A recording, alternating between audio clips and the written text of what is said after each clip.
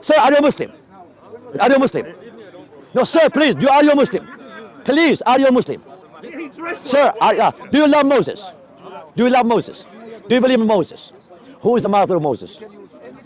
No, don't Google it. No, don't Google it. No, don't Google it. Don't Google it. Don't Google it. You know why? I'll tell you why. No, ask me. You go. Ask me. Yeah. Yeah. Who is the mother of Moses?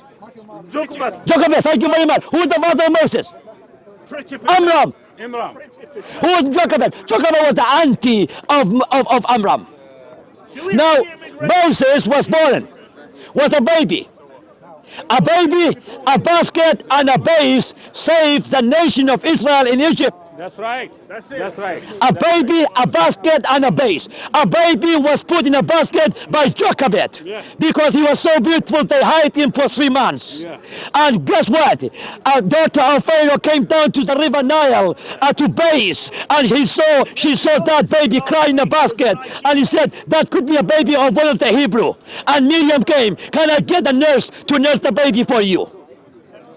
That's right. Sir, how old was Moses when he died? You, man. I don't know why you're asking me. Because I challenge you. Your religion, not you, but your religion is a religion of deception. I'll tell you why. I'll tell you why. According to your Quran, who is the first Muslim?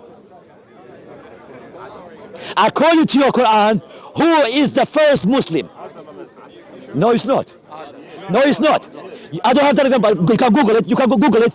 And your Quran said Muhammad was the first Muslim. That's right. Muhammad. Adam was not a Muslim. No. Moses was not a Muslim. No. Jesus was not a Muslim. Abraham was not a Muslim. Isaac was not a Muslim. Including Ishmael was not a Muslim. I'll tell you why. Not even Abdullah was Muslim. Huh? Abdullah Dear Jesus, okay. I'll ask you. Submission. Abdullah was pagan. Before Islam, let me ask you a question. Before Islam was born, the Israelites, they submit to God. And the Israelites, they are Jews, they are not a Muslim, my friend. What does a Muslim mean? What does a Muslim mean? I don't know. I don't know. No. Can I taste your spirit, my friend? Of course, I know what Muslim means, but I am not a Muslim anymore. I am not a Muslim anymore. I submit to Jesus Christ. I submit to Yahweh Elohim. Textually, the Quran uses 2 strands of language that appear to collide with each other. In several verses, the prophets who lived long before Muhammad are called Muslim, or are described as those who submit, aslama, to God. Abraham and Ishmael pray, "Make us both Muslims, and from our descendants a Muslim community." The disciples of Jesus say to him, "We are Muslims." Even Jacob is portrayed as instructing his sons to die in a state of being Muslim. In these passages, the term Muslim is used in its broad, generic sense, someone who submits, surrenders, and remains loyal to the one true God. The Quran retroactively projects this concept backward onto all the figures of the Bible, as if they carried a theological label that did not yet exist, stretching it all the way back to the time of Abraham and beyond. But alongside this, the Quran contains other verses in which Muhammad is commanded to declare, "I am the first to become a Muslim," or "I am the first to submit." Taken literally, this means that there were no Muslims before him. So how do Muslim scholars handle this tension? This is where the history of Quranic exegesis enters the picture.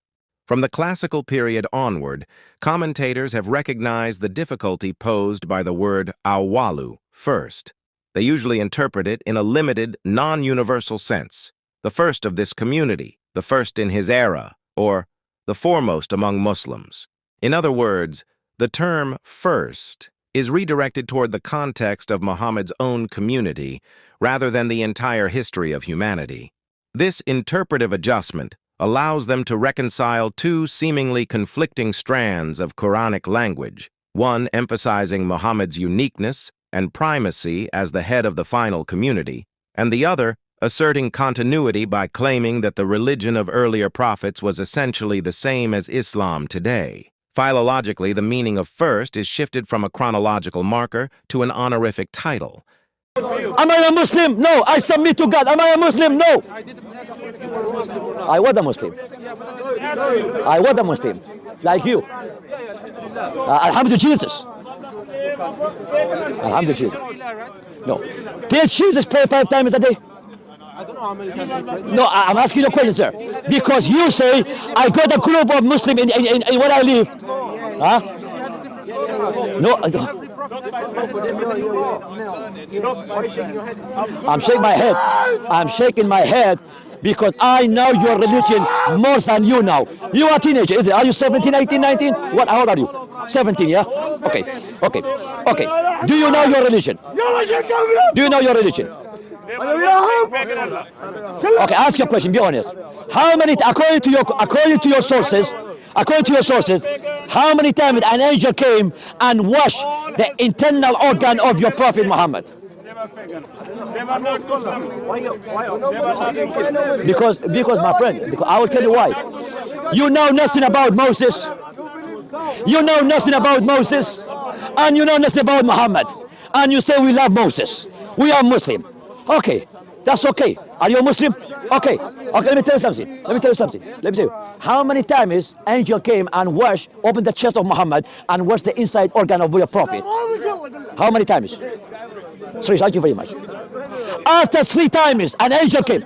No, that's the question. Ladies and gentlemen, after 3 times, Habibi, Akhi, after 3 times angel Gabriel or the angel came washed the inside organ of Muhammad, the Quran claimed that Muhammad asked for your past, present and future sin.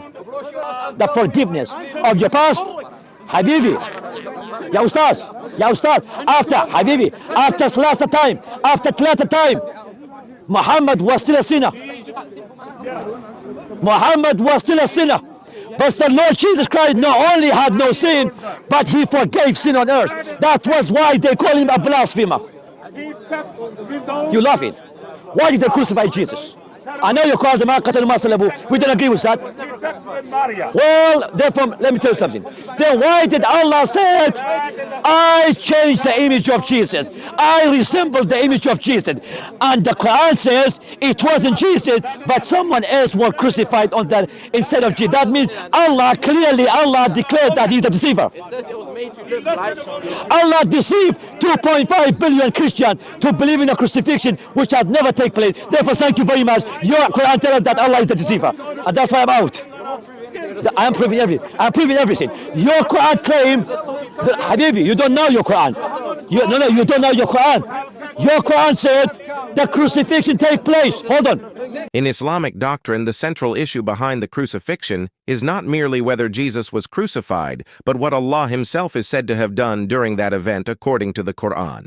The phrase walakin shubiha lahum in Quran 4:157 declares that the crucifixion was only made to appear so to the Jews. In Arabic grammar, this is not a metaphor. It is a passive construction that implies an active agent behind the illusion. And in the entire Sunni tafsir tradition, that unseen agent is consistently identified as Allah himself. In other words, the Quran portrays God as carrying out an action that produces a false perception in the eyes of human beings, leading them to believe something that never actually happened. The problem does not stop there. The Quran uses the term makr to describe Allah's actions. Allah is Khair al-Makirin, a title that literally means the best of deceivers. In classical Arabic, makr never means a beautiful strategy or a wise plan. All of its uses refer to deception, trickery, and cunning. That is why, when the Quran says Allah performs makr, the phrase carries the unmistakable connotation that Allah responds to deceit with deceit, not with truthfulness. This is the same word that, in pre-Islamic Arabic, was used to describe the cunning of enemies or even the deceptive schemes of Satan. Yet the Quran elevates it into a divine attribute. When this idea is combined with the Quran's claim about the crucifixion, a far more troubling picture emerges. Allah does not merely allow a misunderstanding to happen, He actively creates it. He makes someone else appear to be Jesus. He allows the world to believe that this person was truly crucified. And He remains silent while the entire human race embraces this belief for centuries, only to correct the misunderstanding 600 years later through the Quran.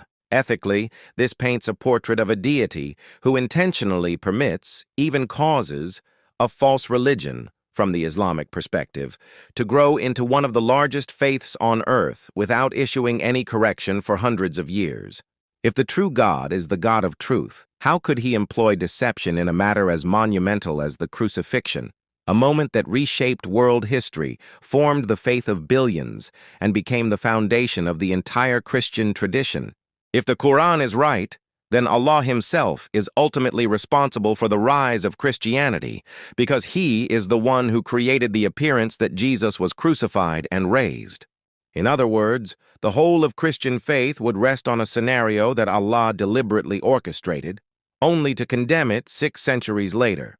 Morally and theologically, such a picture cannot be reconciled with the concept of a holy, truthful God who is consistent with his own revelation.